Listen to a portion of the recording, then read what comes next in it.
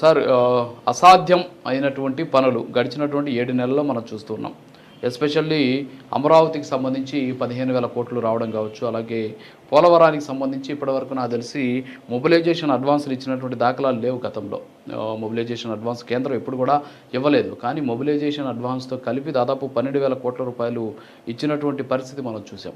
So గతంలో కేంద్రం వద్దకు జగన్మోహన్ రెడ్డి గారు వెళ్తే రాష్ట్రానికి ఏదో వస్తుంది, రాష్ట్రానికి నిధులు రాబోతున్నాయని చెప్పేసి ఊహించే క్రమంలో నుంచి అసలు ఏం మాట్లాడారు అనేటటువంటి ఒక అనుమానపు చూపులు చూసే స్థితికి రాష్ట్రం వచ్చినటువంటి పరిస్థితి అందరికీ తెలిసిందే. కానీ ఇప్పుడు రాష్ట్రానికి కేంద్రం నుంచి నిధులు వరద వస్తోంది. ఇది ఎవరు అవునన్నా కాదన్నా ప్రస్తుతం జరుగుతున్నటువంటి అభివృద్ధి పనులు చూస్తుంటే స్పష్టంగా తెలుస్తూ ఉన్నటువంటి పరిస్థితి.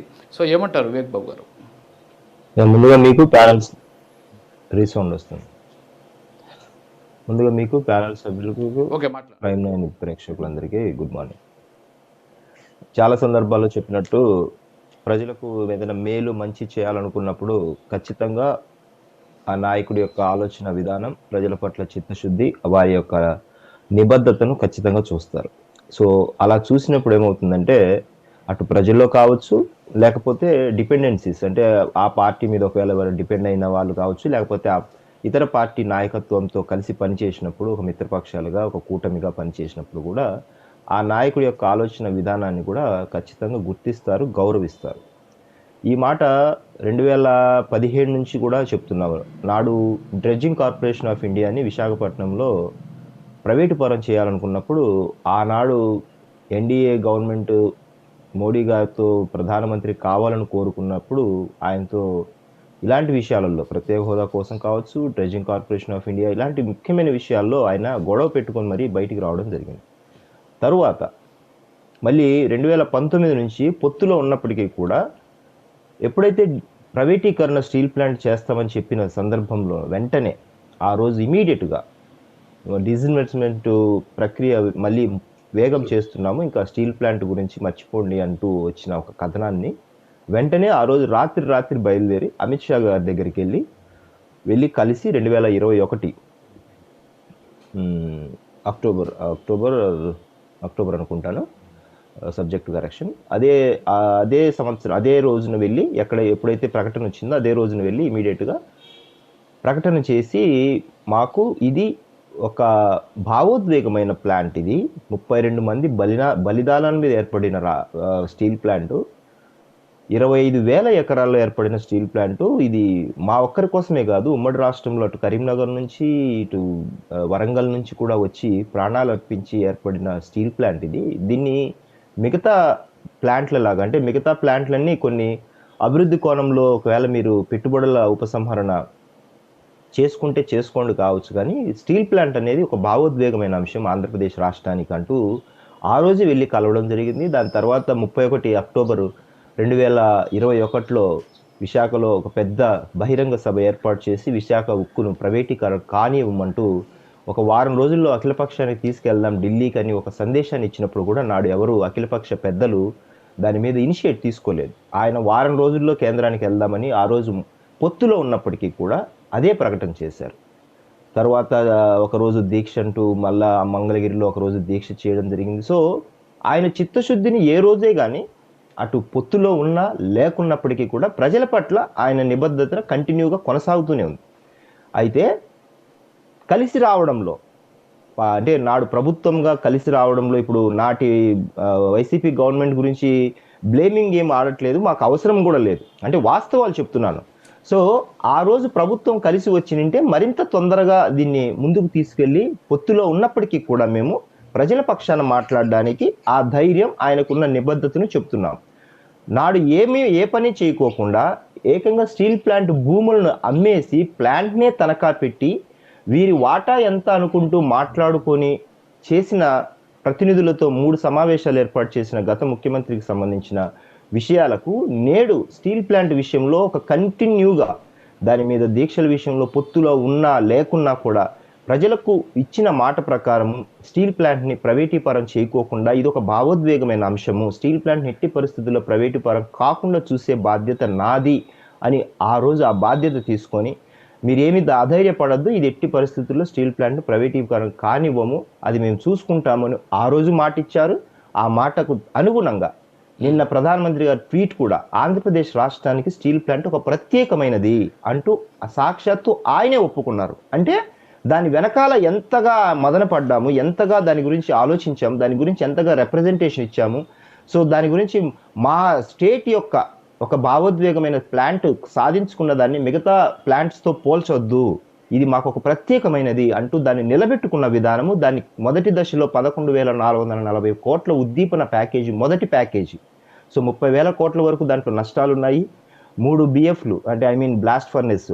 సో 3 బ్లాస్ట్ ఫర్నెస్లో 3 సరిగ్గా పనిచేయట్లేదు, ఒకటే రన్నింగ్లో ఉంది. మిగతా 2 బ్లాస్ట్ ఫర్నెస్ని కూడా రెడీ చేసి ఆగస్టు కల్లా పూర్తి స్థాయి ఉత్పత్తి సామర్థ్యంలోకి దించి లాభాల్లోకి తీసుకొచ్చేలాగా ఒక ప్రణాళిక సిద్ధం చేయడం అనేది ఖచ్చితంగా ఇది కూటమి యొక్క విజయం. అందులో మా అధినేతగా ఉప ముఖ్యమంత్రిగా పవన్ కళ్యాణ్ గారి పాత్ర మరీ ముఖ్యమైనదని చెప్పడానికి ఏమాత్రం సంకోచించట్లేదు, గర్వపడుతున్నాము. అత్యంత ఆనందంతో రాష్ట్ర ప్రజలకు కూడా ఈ ఆనందాన్ని షేర్ చేస్తున్నాం.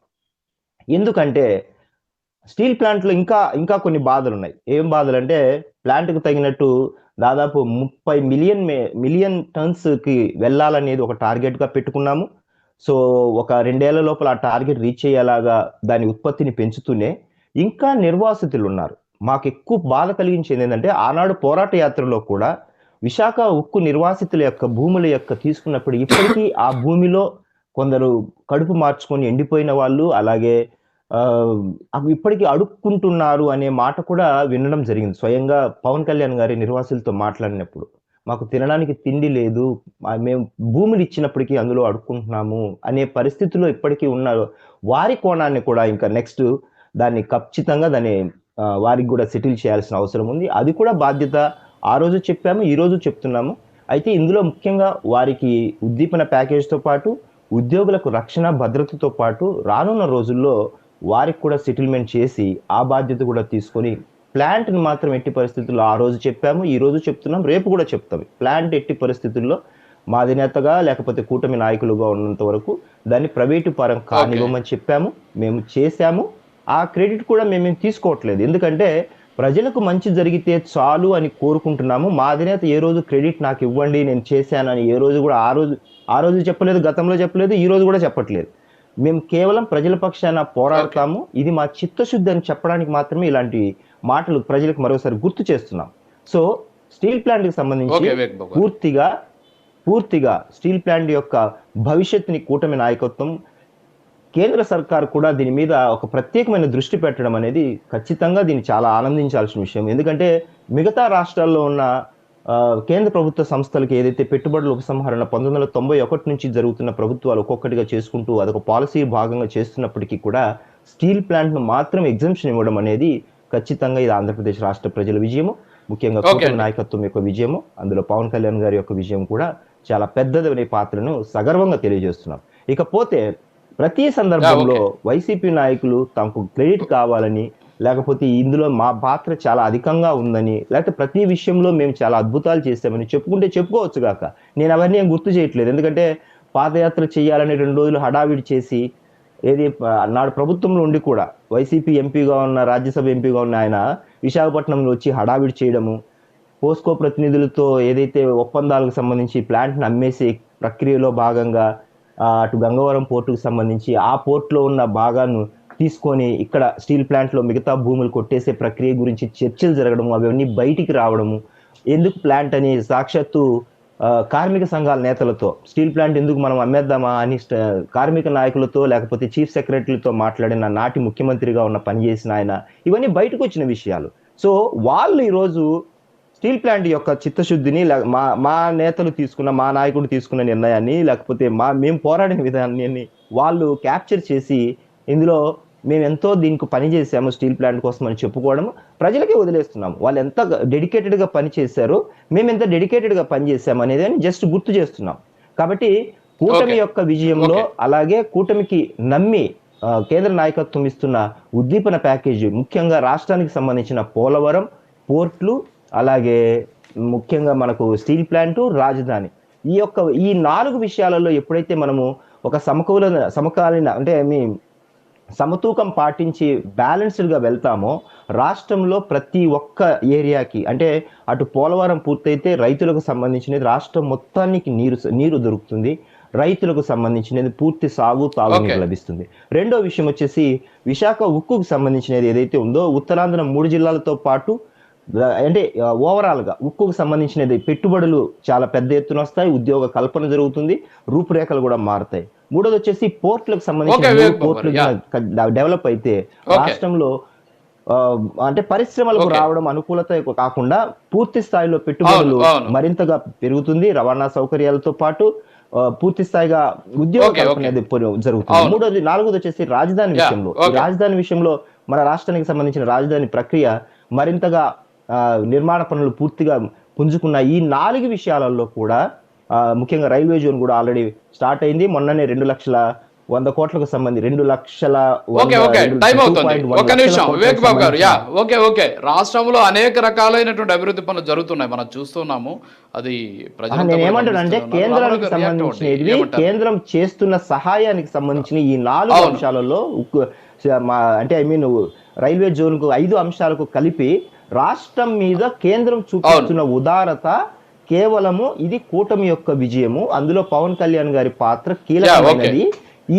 దీన్ని కంటిన్యూ చేయాలంటే కూటమి ఖచ్చితంగా 5 ఏళ్ల పాటు ఎటువంటి అమరికలు లేకుండా, పొరపాట్లు లేకోకుండా అందరూ సఖ్యతతో కలిసి వెళ్ళాలి. ఈ కూటమిని అదే కూటమిని విచ్ఛిన్నం చేయాలని చాలా రకాలైన కళ్ళు, చాలా రకాలైన చేతులు నిరంతరం పని చేస్తున్నాయి. కానీ క్యాడర్ కానీ నాయకులు కానీ ఎట్టి పరిస్థితుల్లో రాష్ట్ర క్షేమాన్ని దృష్టిలో పెట్టుకొని ఇలాంటి విచ్ఛిన్నం జరగకోకుండా చూడాల్సిన బాధ్యత ప్రతి ఒక్కరి మీద ఉంది. అది మన రాష్ట్ర క్షేమం గురించి ఆలోచించండి, రాజకీయాలు కాదని చెప్పడానికి మరోసారి గుర్తు చేస్తున్నాను మీకు.